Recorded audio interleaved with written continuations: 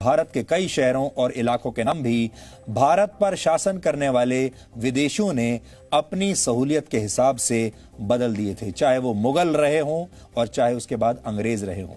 यहां तक कि हमारे देश के नाम के साथ भी ऐसा ही हुआ। भारत को इंडिया नाम भी विदेशियों ने ही दिया है। इतिहासकार ये मानते हैं कि सबसे पहले ग्रीस के लोगों ने भारत को इंडिका कहकर बुलाया था और बाद में धीरे धीरे ये इंडिका नाम ही इंडिया में बदल गया। आज भी भारत में एक वर्ग ऐसा है जो अपनी पहचान को भारत से नहीं बल्कि इंडिया से जोड़कर देखता है और अंग्रेजों को ही अपना वैचारिक पूर्वज मानता है। ऐसे बहुत सारे साहित्यकार, बुद्धिजीवी, पत्रकार हैं जो अपने आप को आज भी अपने वैचारिक पूर्वज अंग्रेजों को ही मानते हैं, उसी सभ्यता को आगे बढ़ाते हैं। ऐसे ही लोगों की वजह से इंडिया और भारत के बीच की जो खाई है लगातार बड़ी होती जा रही है। अब इस बात पर भी बहस चल रही है कि क्यों ना भारत के लिए इंडिया शब्द का प्रयोग पूरी तरह से बंद कर दिया जाए।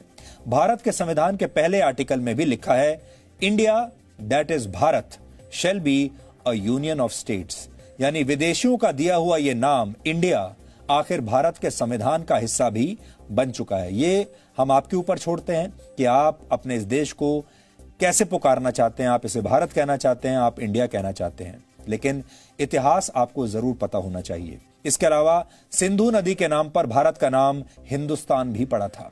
सिंधु का उच्चारण फारसी भाषा में हिंदू किया जाता है और कई लोग मानते हैं कि इसी वजह से भारत को हिंदुस्तान भी कहा जाता है। लेकिन भारतीय पुराणों और ग्रंथों में भी भारत को अलग अलग नाम दिए गए। इनमें मेलुहा, भारत, भारतवर्ष, आर्यव्रत और जम्बू द्वीप जैसे नाम शामिल हैं। सनातन संस्कृति में जब भी कोई पूजा पाठ या हवन होता है और इस दौरान जब संकल्प लिया जाता है तो आपके नाम और शहर के नाम के साथ जम्बू द्वीपे भरत खंडे भी कहा जाता है। यह इस बात का प्रमाण है कि भारत को किसी जमाने में जम्बू द्वीप के नाम से भी जाना जाता था।